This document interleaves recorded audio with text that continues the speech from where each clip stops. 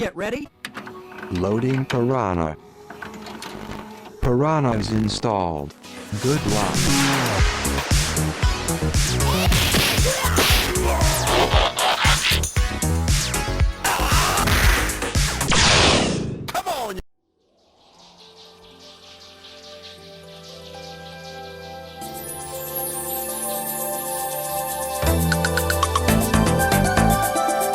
Hey, salut les aventuriers et bienvenue à un nouvel épisode de notre mini-série Piranha. Nous sommes de retour. Salut les gars, comment ça va? Et bonjour Xavier, bonjour Fred, bonjour à tous. Moi ça va bien, merci. Ravi d'être là.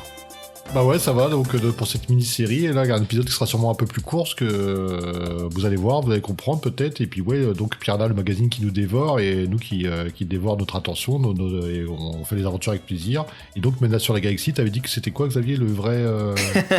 Ouais, bah oui, parce que dans le 3e volume, donc la grande histoire c'est Menace sur la Galaxie, et je disais les gars, c'est la bonne version du mercenaire de l'espace. Exactement. Et quand je dis la bonne version... Ouais. Mais voilà, là on est dans autre chose, c'est très intéressant, je crois qu'on va tous les trois avoir un petit point de vue différent l'un de l'autre sur cette grande histoire. Alors avant de continuer, hors antenne, Fabien en fait nous parlait d'une spéculation qu'il avait par rapport à ces 6 aventures qui font partie de cette série.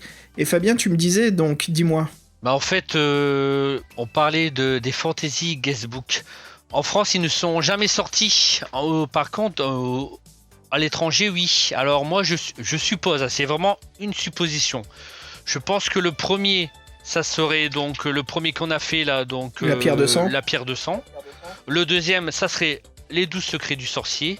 Le troisième, ça serait Menace sur la galaxie.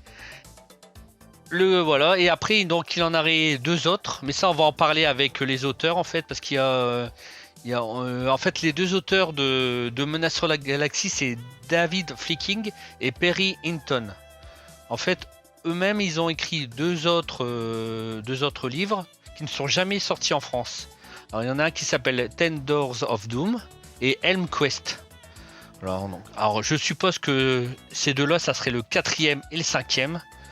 Donc voilà, enfin, après je ne sais pas, franchement, si quelqu'un sait, qui nous le dise, mais voilà. C'est fort possible. Après c'est pas mal comme je sais que c'est une supposition, une spéculation, mais je trouve que c'est pas mal, parce que quand on regarde les couvertures de Ten Doors of Doom, donc les 10 portes de l'enfer, ou les 10 portes de la mort, et Helm Quest, et après on regarde Menace sur la Galaxie et Tantaloon, on retrouve un petit peu le même type d'habillage de presse, surtout avec sa petite banderole qui se retrouve en bas à droite. Hein, Fred, qu'est-ce que t'en penses toi? Oui, peut-être que ça veut dire le thème de jeu que c'est une espèce d'énigme visuelle, quoi, ouais, je sais pas, ouais, Questbook, quoi. Questbook, en plus on voit bien le logo de Puffin Books, hein, l'éditeur britannique, qui est aussi l'éditeur des Fighting Fantasy. Donc il y a pas mal de petits liens. Après, ils sont jamais sortis en France, alors peut-être est-ce que ça n'a pas marché là, les 3 premiers, c'est peut-être pour ça que Gallimard n'a pas voulu faire la suite, je sais pas. Après, c'est vraiment des suppositions. Hein. Ouais, peut-être aussi ça valait pas le coup en France, peut-être les ventes allaient pas faire autant, donc le coût de la traduction, la réimpression française ne valait pas le coup aussi. Là c'est de l'ultra niche, hein. Ouais. Là, franchement on aime bien utiliser ce mot, mais de l'ultra niche, hein. C'est sûr que c'est pas tout le monde qui va acheter ces types de livres. Surtout après, si les solistes, il faut aller au Games Workshop pour les acheter uniquement. Ouais. Donc voilà, on arrive donc dans Piranha 3. Alors juste une petite chose, Fabien, alors que toi comme tu les collectionnes, on en a parlé précédemment, est-ce qu'il y avait un article qui était un peu intéressant dans Piranha 3 avant qu'on parle justement de Menace sur la Galaxie? Est-ce qu'il y avait, c'était quoi le thème politique ou culturel du monde? Bah là en fait il parle beaucoup, il y a un gros dossier sur la mode en fait. Donc et justement, et c'était marrant parce qu'il parlait justement de la mode, il disait que les hommes mettaient de plus en plus des jupes. Alors c'était assez marrant. Donc après c'est dans les années 80, donc voilà. Et puis il y a aussi un gros dossier il y a un gros dossier sur Paris-Dakar. Donc parce qu'en fait c'était la même année qu'il y a eu Daniel Balavoine et Thierry Sabine qui était organisateur du Paris-Dakar qui ont eu un accident tous les deux, ils sont morts. Oui. Donc il y a il y a un grand article là-dessus, donc sur Paris-Dakar, voilà. Donc après après le magazine en lui-même c'est beaucoup d'histoires. Ouais. Voilà, donc, et c'était quoi la nouvelle qu'il y avait dedans là, la nouvelle qui a gagné un prix ou celle qui mettait à l'avant, écrit par qui? Alors là c'était Noulouk Chien de traîneau. Donc c'est écrit par André Vacher. Ah, Je c'est peux le pas trop vous Piranha. en parler, mais Ouais. Non, c'est le Piranha 3. C'est Piranha 3. C'est ça, Voilà. oui. Et Mais en je- fait, ils ont utilisé pas le Menace sur la Galaxie sur la couverture principale, enfin, dans leur portail, comme on disait, dimensionnel, hein, pour rentrer dans le monde de Piranha, mais ils ont utilisé l'histoire de Nounouk. Voilà, Bon, le bon, chien. ouais. On voit Ouais. le chien. Voilà, on voit. Si on ouvre la porte du Piranha, en fait, on voit en grand le beau chien de traîneau, Nounouk. Voilà. Le chien loup. Voilà, le chien loup. Ouais. Ah bah c'est sympa en tout cas, chouette. Écoute-moi, la femme chevalier n'a que deux solutions.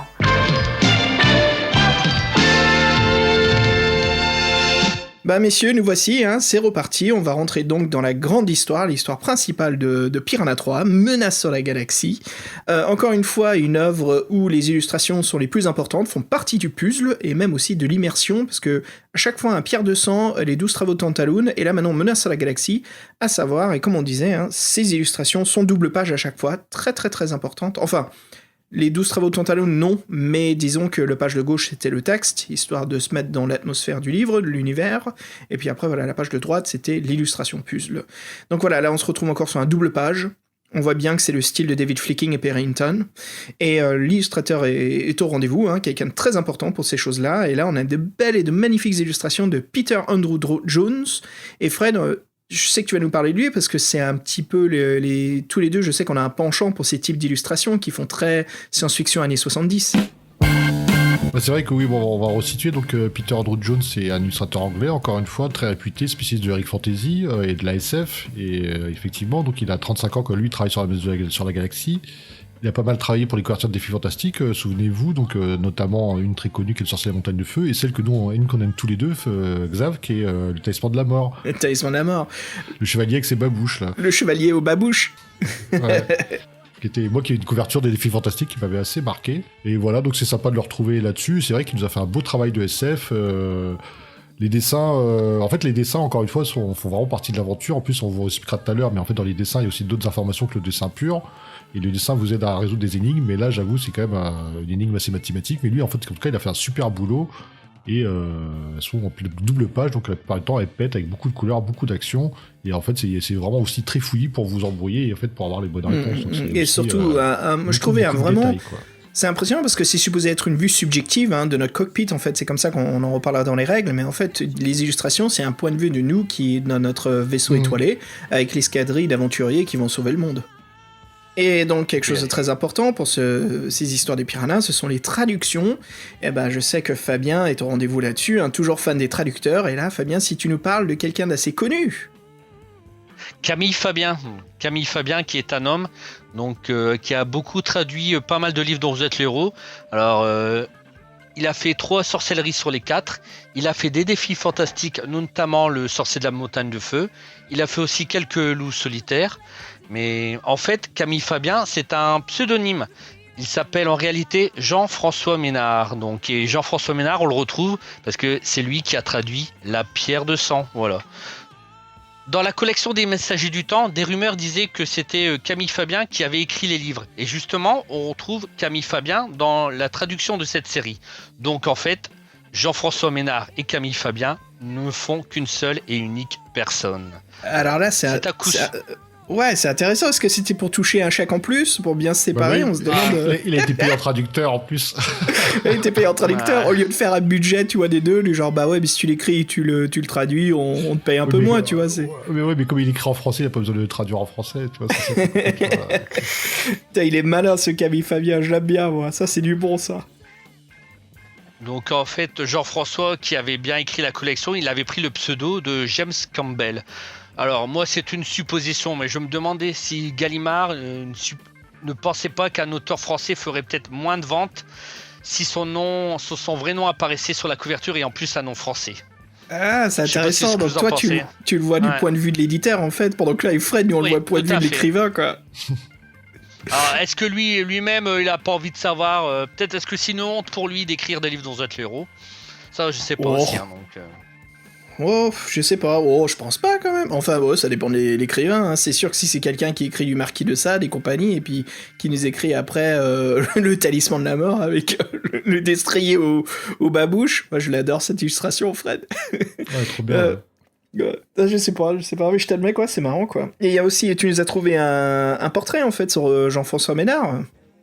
Voilà, en fait, il disait qu'il avait utilisé le pseudonyme de Camille Fabien parce que ce pseudonyme faisait très 19e siècle, en fait. Il le trouvait chic, distingué. Voilà. Et beaucoup, c'est ce que je disais, beaucoup pensaient à la base que Camille Fabien était une femme. Mais en fait, non, voilà. Vous savez la vérité maintenant. Eh ben voilà. Non seulement, voilà, on connaît la vérité sur lui, mais on sait que c'est aussi quelqu'un qui était assez malin. Franchement, Fred, je sais qu'on en parlait à décembre, on verra cet hiver, mais là, les messagers du temps, ça monte en curiosité. Qu'en dis-tu, toi ? Bah oui, on a levé le voile et ça lui confère aussi une aura un peu de mystère, donc ouais, et puis c'est une série qui est un peu méconnue, entre guillemets, donc ouais, c'est clair, on va la faire cette année. En plus, on l'avait promis, donc 2020, c'est l'année des messagers du temps, quoi. C'est l'année du double jeu, mais c'est l'année du double messager du temps du jeu. C'est ça. C'est le double jeu aussi. Ouais. Tout ça dans la collection d'or. Voilà, plein d'indices sur les futurs livres qui vont arriver. Tout ça, on finira peut-être dans le futur à faire une croisade dans l'espace. Encore un petit indice sur ce qui viendra plus tard au podcast. Bref, allez, j'arrête là parce que je vois qu'ils se disent plus rien, les mecs. Donc, le synopsis. Alors, attention, incroyable aventure. On est à mi dans le space opéra et à moitié dans le space adventure. Donc, deux types d'écriture science-fiction. Très sympa l'une et l'autre. Hein. Donc là, je trouvais qu'il y avait un beau mélange. Fred, je suis sûr que toi, tu vas nous en dire un peu plus là-dessus. Hein. Toi, t'es le doyen un petit peu là-dessus sur l'univers du space opéra. Je sais que c'est ta spécialité. Mais voilà, donc le synopsis. Alors qu'est-ce qui se passe ? La constellation des planètes libres était en paix. Rien ne troublait la vie des habitants de chaque planète. Voilà, c'était un monde bien serein, une galaxie vraiment intéressante, le futur parfait de Star Trek. Mais qu'est-ce qui se passe ? La mort arriva sous l'apparition de vaisseaux noirs, venus d'où on ne sait. Et voilà, ces vaisseaux tuèrent les habitants de chaque planète, les rares survivants sont réduits en esclaves, et il n'y a pas de possibilité de fuite, c'est le massacre, les vaisseaux noirs sont invincibles. Donc dans notre constellation de 23 planètes, il ne reste que 2 planètes qui n'ont pas encore été attaquées.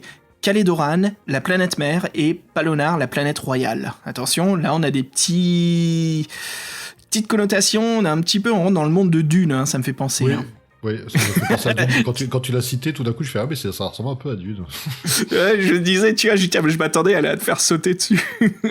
Donc, qu'est-ce qui se passe ? Quand Palonar est saccagé, je veux dire Arrakis, non, je veux dire quand Palonar est saccagé par les Harkonnen, non, je veux dire par les vaisseaux noirs, un conseil extraordinaire est mis en urgence par le Mentat, non, je veux dire par le Sage, qui va justement nous parler d'un petit peu plus de ce qui se passe. Fred, je suis perdu, je ne sais plus ce qui se passe, sors-moi de ce Frank Herbertisme.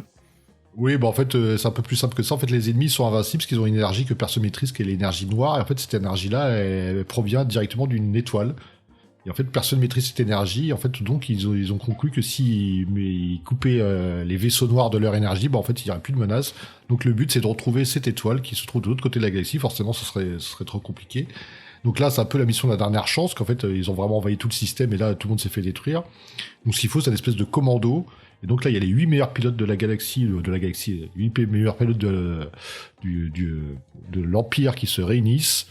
Et en fait, on l'appelle l'escadrille 0. Et donc là, ça c'est bien, c'est qu'en fait, les mecs sont personnalisés avec des races différentes et des vaisseaux différents, avec des noms de vaisseaux différents, et qui ont tous des designs différents. Donc ça paraît con, mais en fin de compte, c'est assez important, parce que je vous rappelle encore, c'est une énigme visuelle.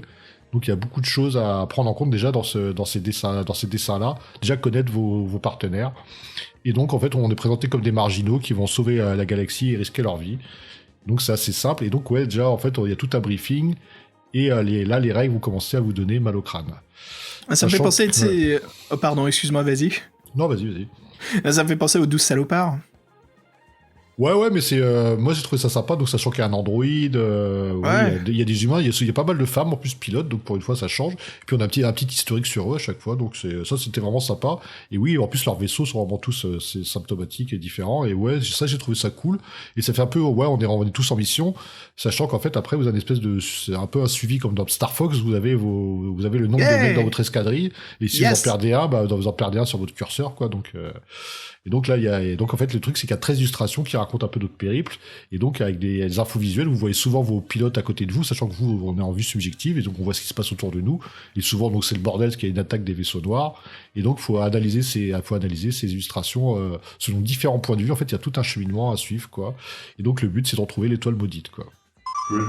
Et donc voilà, avant de décoller de notre planète, ce qu'on va faire tout de suite, Si on parlait un petit peu, juste vite fait, de qui est notre escouade, de quoi elle est composée.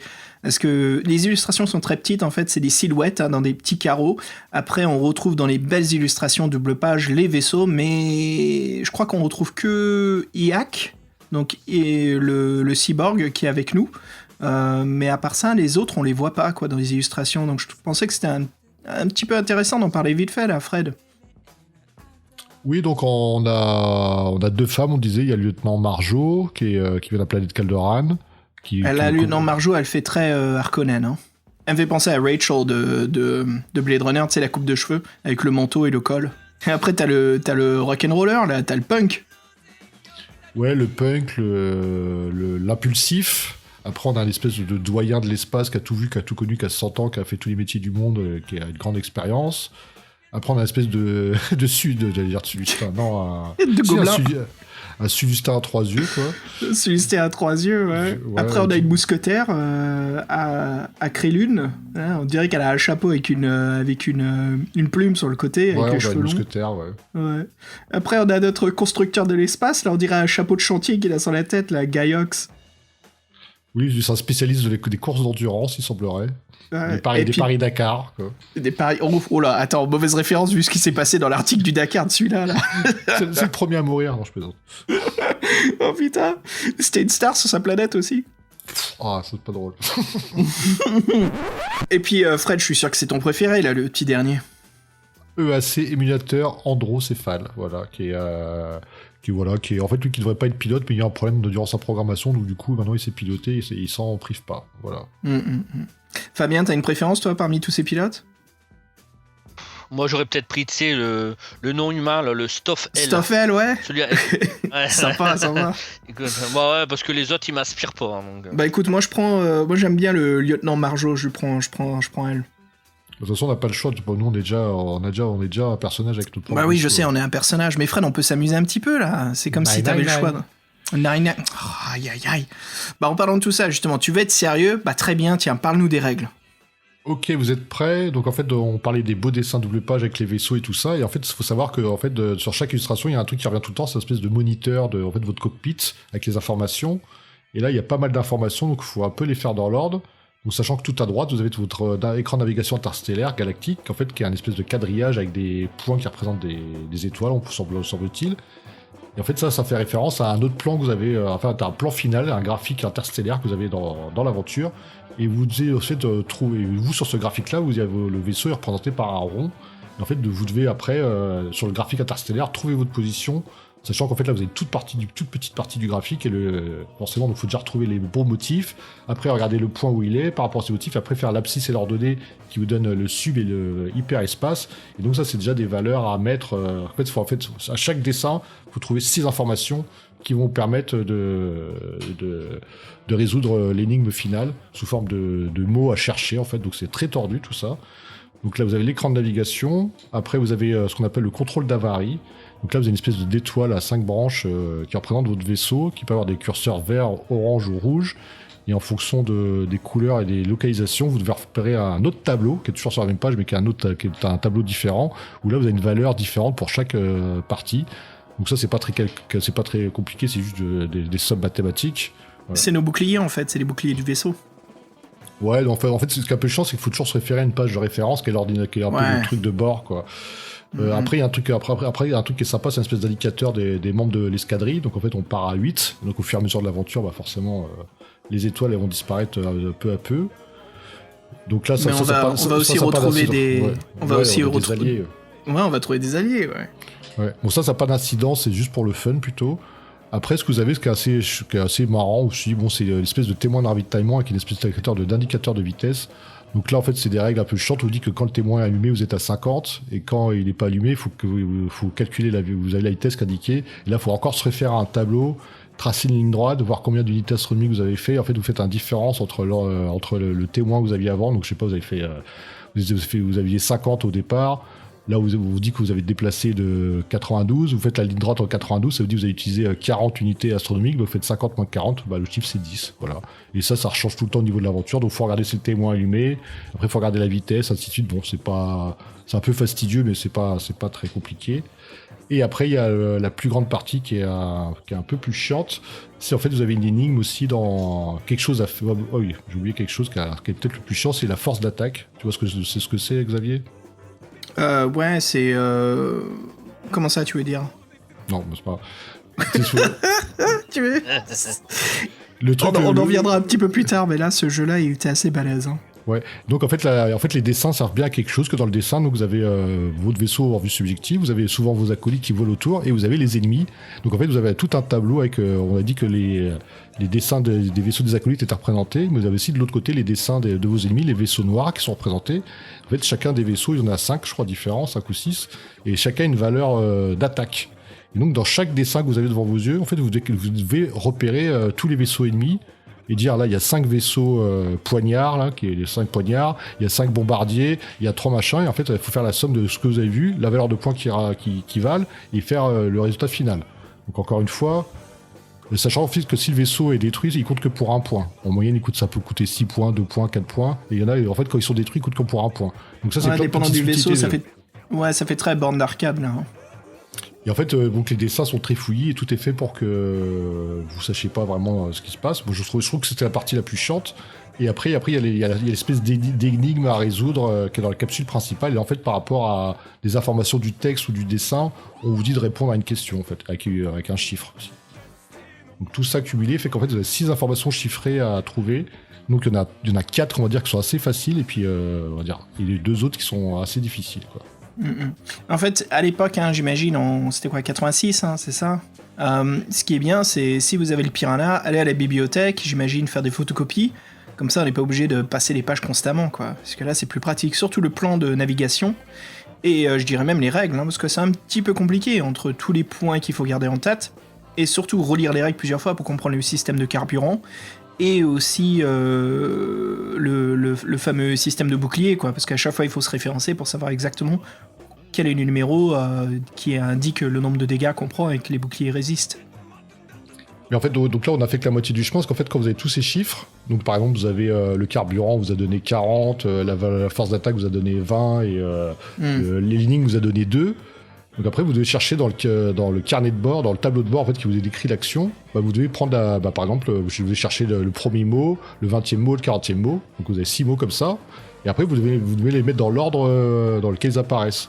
Donc vous mettez, même si la force d'attaque vient avant l'énigme, si l'énigme, le résultat c'est 2, ça viendra avant la force d'attaque. Et donc ça vous fait des phrases qui vous disent en gros ce qu'il faudra faire à la fin. Et donc je pense qu'en fait que tout se joue avec le graphique intergalactique. Et en fait je pense qu'il faut noter ces positions directement en faisant une copie du papier. Et après il faut les relier, je pense. Et après avec certaines informations, on peut trouver l'étoile noire, entre guillemets, quoi. Ouais. Non, c'est impressionnant comme système de puzzle de jeu. Et en parlant, je vite fait, Fred, juste des détails de ce tableau de bord là. Le premier, alors c'est un tableau de bord qui est en 3 écrans. Le premier écran, celui du haut, c'est le puzzle en fait, hein, ce qu'il faut réussir, donc l'épreuve de base, visuelle souvent. Le deuxième en fait qui est la communication entre tous les vaisseaux, donc c'est de la création de monde en fait, hein. Tout ça c'est la création de l'équipage, on commence à connaître les personnes avec qui on est, ce qui se passe, on sent le danger, on sent l'intrigue, donc c'était vraiment intéressant. Et donc la troisième partie c'est c'est plus l'ordinateur qui nous donne des numéros, des indications, qui nous dit exactement ce qu'il faut faire, donc c'est plus le côté comme si on avait une IA, une intelligence artificielle à bord du vaisseau qui nous guidait. Donc c'était vraiment impressionnant.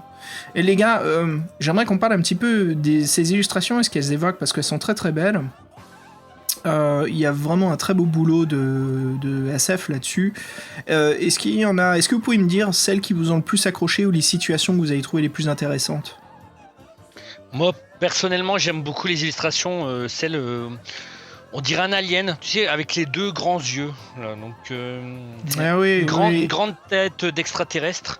Ouais. Donc, et on voit un paysage au niveau des 2 immenses yeux, c'est magnifique. Hein. En fait, c'est une planète piège, c'est ça, c'est une énorme tête en fait qui absorbe et qui donne l'illusion d'un monde magnifique. Et si on rentre dans cette planète, on disparaît à tout jamais. T'as tout à fait compris, c'est bien ça, voilà. Donc c'est comme un mirage en fait. Donc, C'est une magnifique Non. illustration, hein. C'est vraiment Oh là là, très oui. chouette. Ça fait une belle histoire de SF en plus. Hein. Il y a On un très peut- beau on- thème. Ah oui, non, de toute façon, pourtant, moi je ne suis pas un féru de science-fiction, mais je les trouve toutes magnifiques. C'est vraiment. Ah, elles sont belles. Hein. Elles sont belles. Oh là là là là, donc c'est. Et toi, Fred?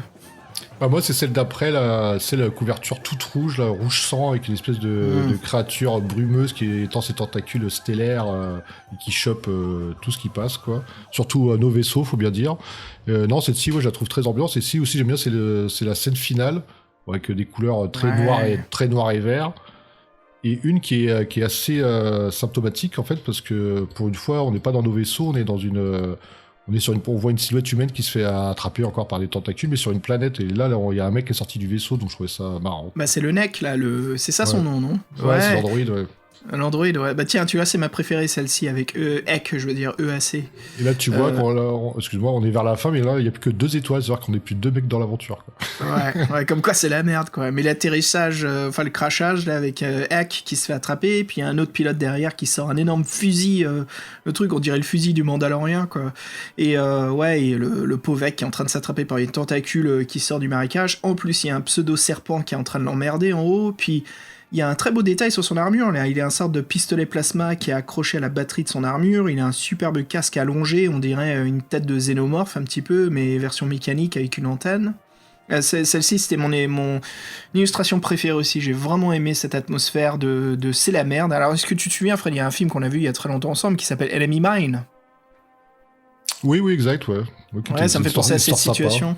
Ouais, les deux pilotes qui se crachent sur une planète sauvage.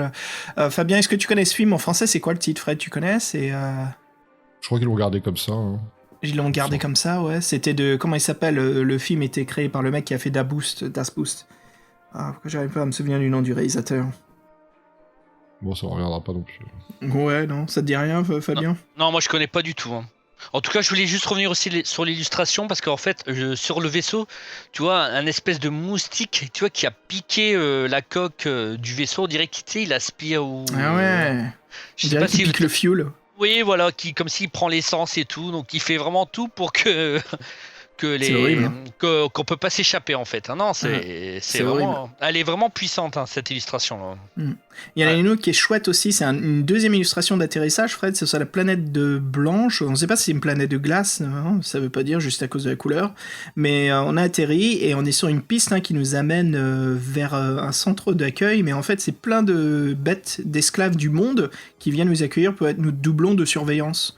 Et on a un énorme homme géant, on en a un autre avec une tête allongée, avec des masques tribales, ils ont tous des numéros qui sont accrochés sur eux, et voilà, qui vont nous emmener vers le centre. Non, c'était vraiment chouette, hein. Mais comme tu disais, Fred, la rouge, là, avec les tentacules, la grosse planète, on est à fond dans la SF, il y a même un petit clin d'œil Star Wars, où les vaisseaux, en fait, ils se trompent, et ils vont croient que c'est une météorite, mais en fait, ils se trouvent dans la mâchoire, enfin, la bouche d'un énorme ver. Alors en fait, non, c'est pour récupérer du carburant. Ah oui, pour récupérer du carburant, ouais, c'est ça, ils vont dedans et tu le vois en plus. Et l'énigme de cette image-là, c'est savoir quel mec t'as perdu en fait. Parce que les tentacules grises rechargent en carburant, les tentacules rouges bouffent les vaisseaux, donc il y a un mec qui se fait avoir. Il y en a une autre qui est chouette aussi, c'est sur une planète de foudre et d'orage, avec la nature qui forme de drôles d'architecture, des sortes de montagnes colossales très fines. Et là, en fait, on rencontre un aventurier qui nous rejoint, qui est la princesse Laura. Et qu'on vient la sauver, justement, qui se fait attaquer, on voit son vaisseau, et nous, on arrive justement avec l'escouade pour la protéger. Donc c'était très cool, ça, justement, ce moment où on perd quelqu'un, mais quelqu'un nous rejoint pour sauver la galaxie, j'ai trouvé ça chouette. Mais de quelle couleur il est le vaisseau de la princesse? Ah, je sais qu'il est pas rouge, parce que c'est celui de l'escouade, c'est ça, non? Il est rose, le vaisseau il est rose, de la princesse. Ouais. Il est rose, le vaisseau de la princesse classique, non? Forcément, les princesses, c'est toujours en rose. Hein, donc, là, c'est le cliché, là, pour le volume. En même temps, pourquoi pas, ça se trouve, elle aime le rose. Hein. Alors, pour discuter, les gars, je voulais parler un petit peu à quoi ça parce que les puzzles, vraiment, les 3 parties de l'ordinateur, il y a une partie que moi j'ai beaucoup aimé en fait. C'est la partie du milieu qui est le dialogue entre les personnages. Et j'imaginais vraiment, Fred, t'as dit un bon exemple tout à l'heure, c'est Star Fox, hein, les bedeb, quand ils se parlent entre eux, là, les lilatiens. Je sais même pas si on dit ça. Star Fox, l'univers étendu. Mais ouais, ça me faisait beaucoup penser, mais ça me fait penser aussi à d'autres jeux. C'est marrant, j'ai commencé à les écrire et ça me faisait penser au système de Starlance. Je sais pas si vous vous souvenez, c'était un énorme jeu avec pas mal de dialogues pendant les batailles des dogfights spatiales. T'entendais les mecs mourir avant de voir les cracher, tu les entendais hurler, tu voyais la caméra qui glitchait et puis ils explosent au loin.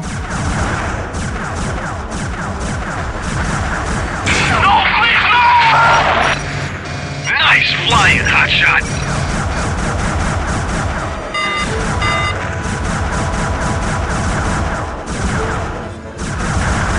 Oh no, no, no! You got him! Les grands classiques comme Free Space 2, Privateer, Wing Commander surtout. Hein. Oui, là, on est dans le Commander, sacrée référence. Ah ouais, avec les Kilratiens, puis surtout à partir du 3 et du 4, on a Mark Hamill qui rejoint, et puis on a aussi Salah, Gimli. Ah oui, Code Quantum. Code Quantum. J'ai oublié son nom, merde, Fabien, comment tu te souviens, le professeur? Ouais, je sais plus non plus. Ah, il y a tellement longtemps. J'essaie de retrouver. John Rhys Davies. Ouais, je suis sûr que c'est John Rhys Davies, ces gars. Mais ouais, alors ça me faisait penser à cet univers X-Wing versus TIE Fighter, les choses comme ça, les plus classiques. Elite Dangerous, hein, les 2 versions modernes que je pensais, c'était Elite Dangerous et Overspace. C'est ça, puis je sais qu'il y a des gens qui jouent à EVE Online, mais je trouvais une version de défi, c'est comment reproduire ces jeux de simulateur spatial et recréer cette ambiance de dogfight immense en papier. Et je trouvais que je crois que c'est peut-être pas la meilleure façon, mais en tout cas c'est une façon qui est assez intéressante et qui marche finalement, hein. Bah voilà les gars, écoutez, ça crée des illustrations de SF.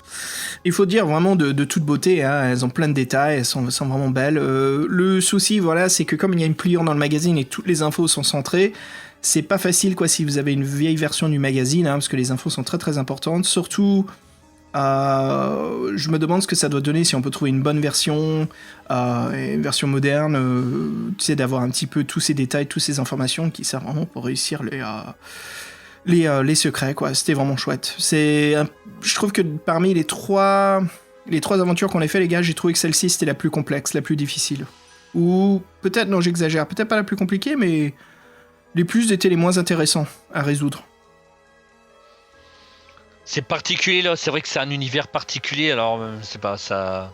Parce qu'on pouvait toujours se rattraper sur, par exemple, sur les 12 secrets de sorciers, si on n'arrivait pas à une épreuve, c'est pas grave, il y en avait d'autres qu'on pouvait peut-être plus facilement les faire, tandis que là, c'est toujours à peu près le même principe. Oui. Donc, chaque étape, c'est un peu le même principe, quoi. Il y a toujours une question qui est visuelle, comme tu disais, Fred, de compter les vaisseaux ennemis. Après, c'était de savoir qui est il y a la petite énigme qui est aussi résolue après les précédentes épreuves qui peuvent nous aider. Ouais. Mais moi, ce que j'ai bien aimé, voilà, c'était la communication entre les vaisseaux. C'était un peu l'histoire. Et en fait, ça m'a donné envie de lire un roman, quoi. J'aurais bien voulu juste lire l'histoire de ces 8 guerriers, enfin ces 8 pilotes, des mercenaires et tout, voilà, qui sont peu respectés par l'Assemblée, mais qui les envoient justement sauver le monde.